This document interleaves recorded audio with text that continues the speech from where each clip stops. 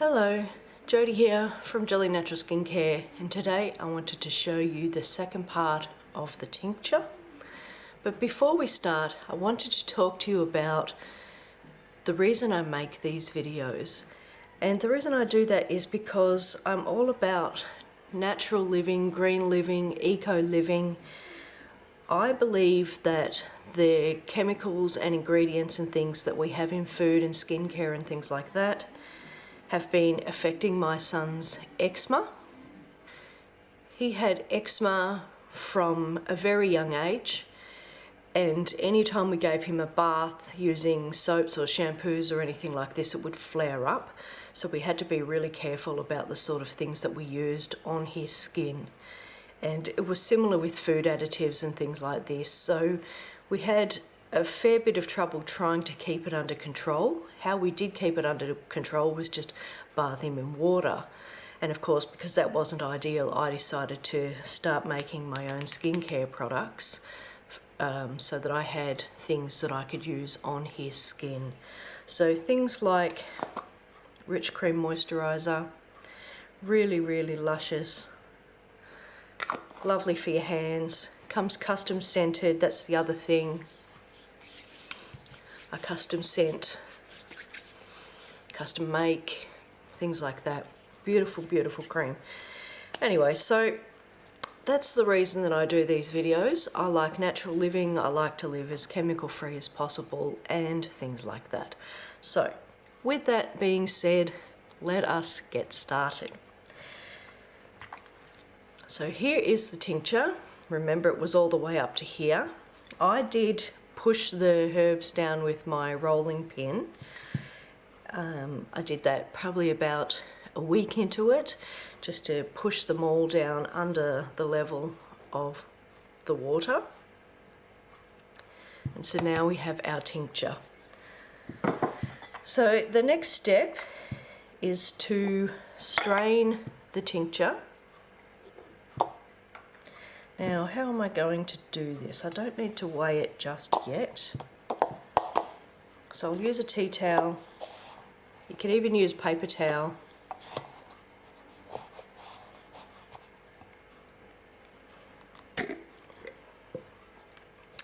So we just kind of tip all of the liquid and the herbs in here. And of course the herbs don't come out. They're really packed in.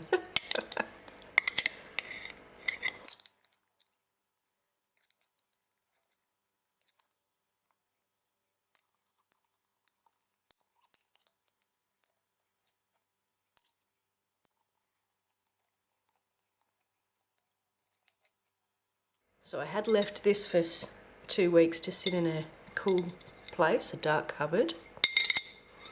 And I did move the liquid around inside the jar.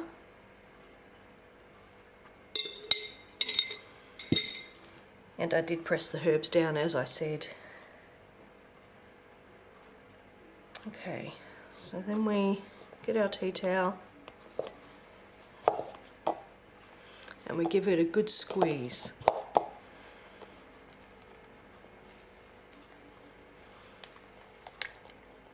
You want to get all of that liquid out.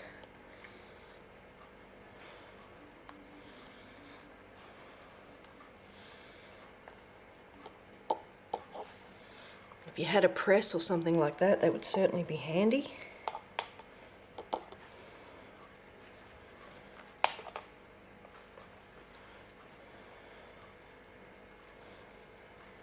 Alright, as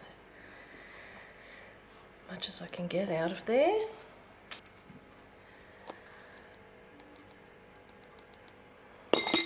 And so there we have our tincture. This is the medicine. Now, I'm going to be brave and have a little sip, because we're meant to have like 5 ml a day. 5 ml is 1 teaspoon. I'm going to have a little bit less than that, just a pinch, just to see if it's palatable.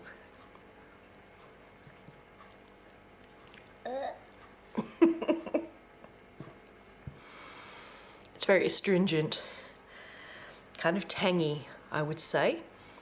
Alright, so the next step I'm going to do is turn it into a syrup, which I also discussed in the previous video. And here's how we do that. We get some weights. Whoops. We tear it off so that it's 0, and we pour the tincture in.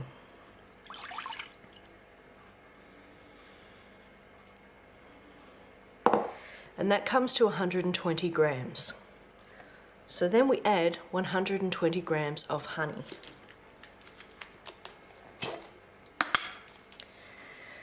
Now I have a tub here, and my boys have told me that using a metal spoon is what makes the honey crystallize. I had no idea, so I had been using a metal spoon. But for future reference, I now know to use a wooden spoon. So we'll tear it again, make it 0, and put in equal amounts of honey.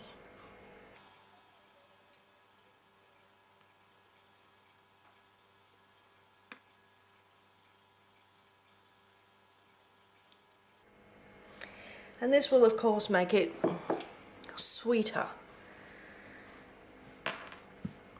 The honey will take away the bitterness from the syrup, so that if you're giving this medicine to yourself or your family, whomever, it's going to be sweet enough for them to enjoy, because if it's awful medicine, people just won't take it. Okay, so we put this on a stove and we just simmer it gently until the honey has dissolved. And when it's ready, when it's cooled down, well, you could probably put it in the jar warm. I'll leave a comment below on what temperature to pour it into the jar. You put it in a bottle with a cork.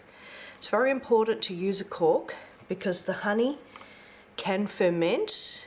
It might start producing some gases, some small gases, things like that. It's very similar to what I showed you before with the honey garlic medicine. You let it ferment and it will bubble and things like this. So it's very important to have it in a bottle with a cork lid, because cork does allow air to sort of escape and things like that without it exploding. Now I don't know if this is really going to be that powerful, where it will make so many bubbles or ferment that badly that it will just go pew. But nonetheless, you store it in a cork bottle because that's what it says to do.